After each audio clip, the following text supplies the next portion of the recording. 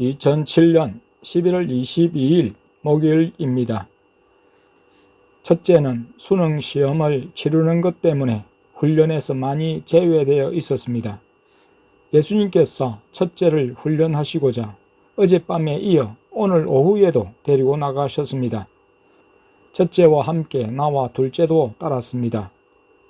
전자마트와 땡땡마트를 지나 땡땡농협 앞에서 길을 건너 올라가니 땡땡토스트라는 가게가 있었습니다. 예수님이 어젯밤에도 그 가게에서 무엇을 먹을지 고르라 하셔서 나는 계란 토스트, 둘째는 야채 토스트, 첫째는 녹차 라떼를 먹었습니다. 오늘도 예수님은 가게에 다다르기 전 횡단보도를 건너면서 먼저 첫째에게 물으셨습니다. 뭐 하고 싶은 것 없니? 첫째는 하고 싶은 것 없어요. 이어서 자고 싶어요 했습니다. 자는 것 말고 예수님이 내가 자라고 할 때 자야 해 하셨습니다. 뭐 먹고 싶은 것 있으면 말해봐 하셨습니다. 첫째는 먹고 싶은 것이 없다고 했습니다. 예수님이 땡땡 토스트로 인도하셨는데 나와 둘째만 계란 토스트를 주문했습니다. 주문하고 음식이 나오기 전에 의자에 앉아서 눈을 감고 맞은편을 보는데 의자에 환한 빛이 나오고 있었습니다. 둘째에게 맞은편 의자에 예수님이 계셔? 하고 물으니 그렇다고 했습니다. 예수님이 불을 주고 계셔? 하니 불을 주신다고 했습니다. 식당에서 느낄 수 없는 뜨거운 열기가 맞은편 의자에서 내게로 왔습니다.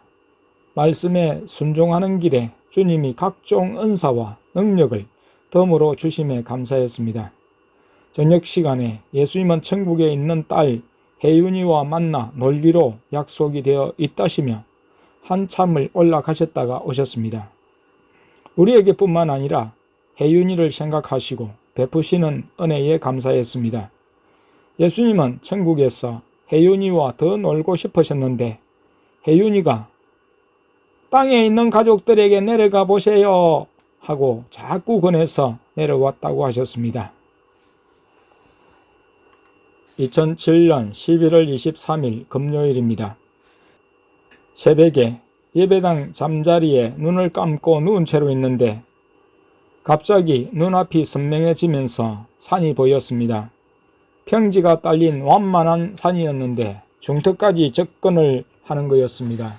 산이 내게로 다가왔는지 내가 갔는지는 모르겠지만 하여튼 신기하고 놀랍기만 했습니다. 어떻게 실제적인 장면처럼 산의 전경이 보이는지 희미한 영안의 뒤편에는 이렇게 선명한 영안이 있음을 말해주는 것이었습니다. 믿음으로 더 기도하고 순종하면 생생하고 실제적인 영안을 열어주신다고 하는 주님이 주신 증거로 생각되었습니다.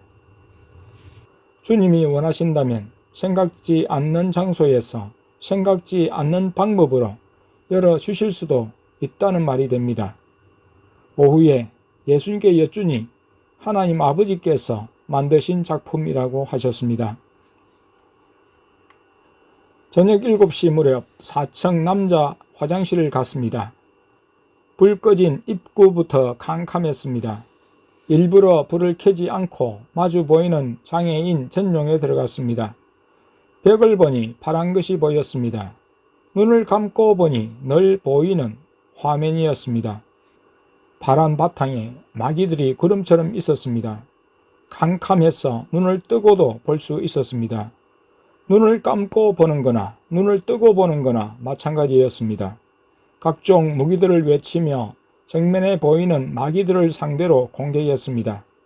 점점 내가 다가가면서 주황불과 파란 연기 같은 것이 나오며 그 사이로 검은 마귀들이 무수한 점들로 보이면서 이리저리 몰려다녔습니다.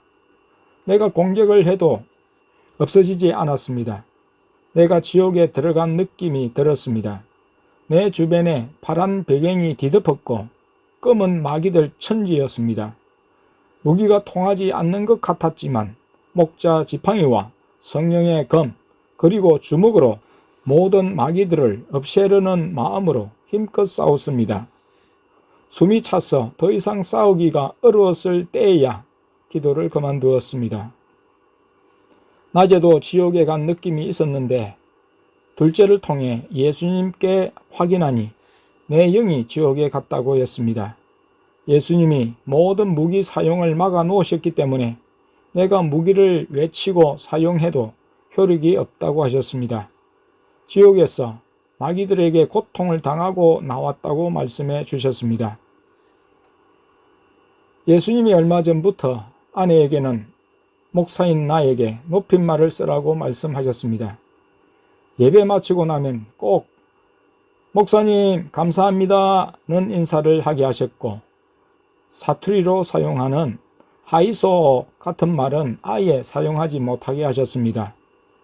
집에서는 여보라고 호칭하고 교회에서는 목사님으로 호칭하며 늘 높임말을 하도록 가르치셨습니다. 오늘 밤에는 나에게도 아내에게 높임말을 쓰라고 하셨습니다. 예배 때에는 사모님 또는 박사모님이라고 호칭하고 평소에는 여보라는 호칭을 사용하라고 하셨습니다. 그리고 높임말로 대화하라고 하셨습니다. 예수님께서 첫째에게 영안에 대해서 가르치라고 하셨습니다. 첫째는 방언으로 기도하면 자동적으로 영안이 열릴 줄로 생각하고 마음으로 하는 기도는 회개 기도만 한다고 했습니다. 방언을 통변해 보면 거의 영안을 열어달라고 하기 때문입니다. 그래서 내가 그래서는 안 되고 회개 기도를 하고 난 다음에는 아예 영안을 이해 기도하라고 했습니다. 하나님 아버지 영안 열어주세요. 예수님 영안 열어주세요. 성령님 영안 열어주세요. 삼위일체 하나님 영안 열어주세요. 이렇게 기도하라고 가르쳤습니다.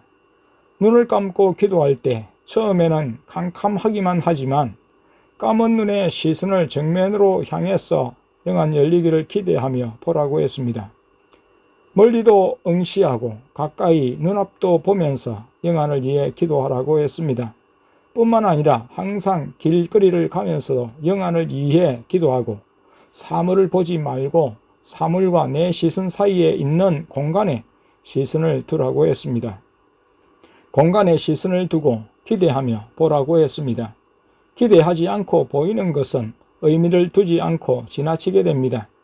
주님이 영안을 이해해 주시는 증거들을 얻고자 한다면 보기를 기대하고 기도해야 합니다. 눈을 감거나 뜨고서도 영안으로 보려고 해야 합니다. 영안을 생각하고 보면 주님이 보여주시는 것들이 분명 있을 것입니다.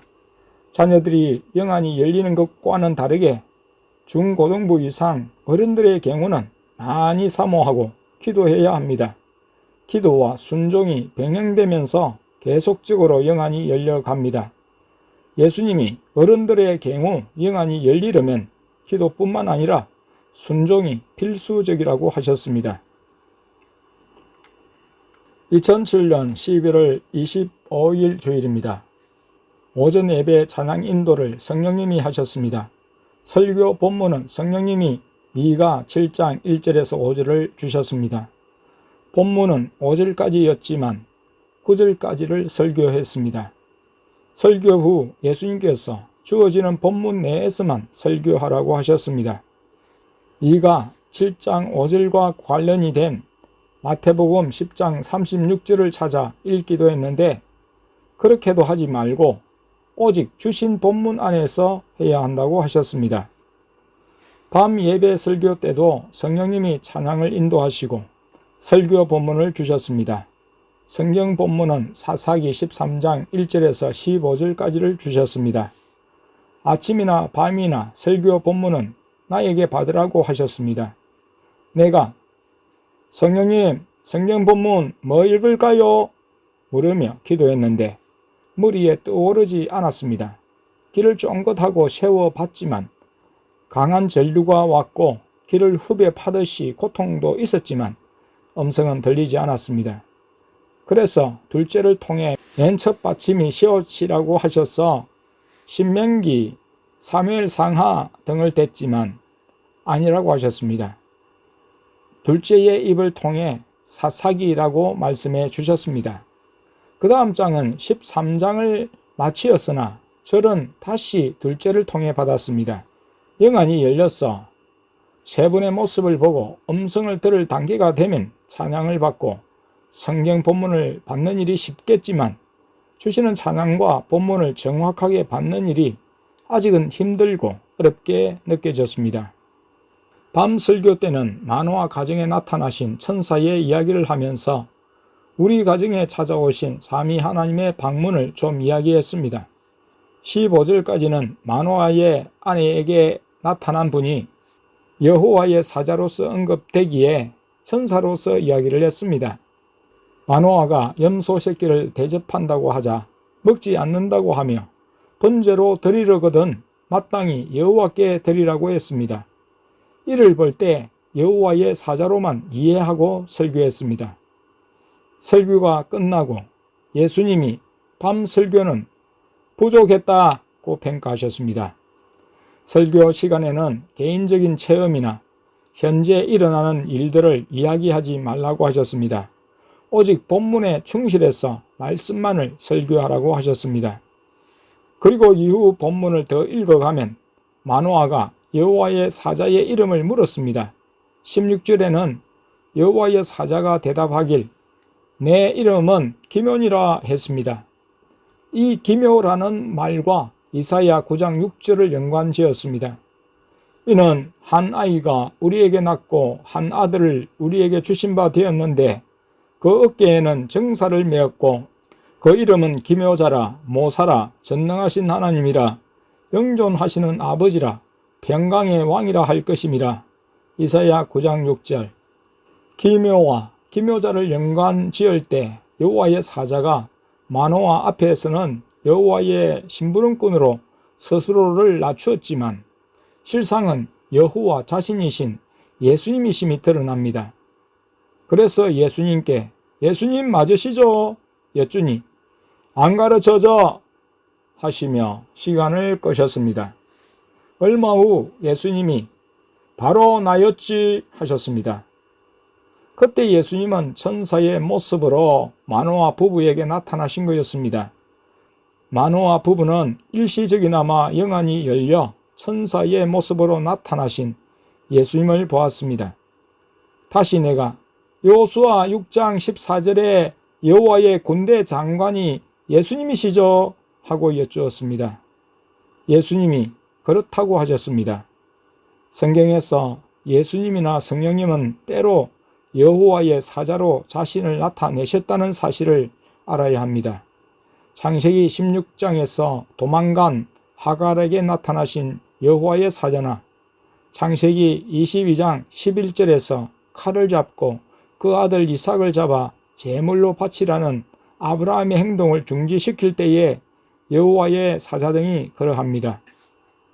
오전 예배 후에 아내가 점심으로 국수를 삶아서 하나님 아버지, 예수님, 성령님께 대접해 드렸습니다.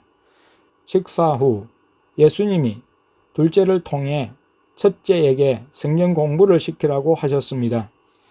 신학대학교를 들어가려는 마당에 성경에 대해서 많이 부족했기 때문이었습니다. 1시간 정도를 시키라고 하셨습니다. 땡순이와 아내도 같이 참여했습니다. 아래 강단에서 성경 자체를 교재로 했습니다. 창세기부터 시작했습니다. 사장 가인과 아벨의 제사까지 할 때 1시간이 가버렸습니다. 예수님이 그만두라고 하셔서 그만두었습니다. 특히 4장에서 가인과 아벨의 제사 대목에서 가인과 아벨이 아버지 아담으로부터 제사에 대해 전해 듣고 제사를 지내게 되었습니까? 아니면 가인과 아벨에게 하나님이 어느 시점에 제사를 드리라고 직접 말씀하시고 그 예물에 대해서도 말씀하셔서 드리게 되었습니까? 하고 여쭈었습니다.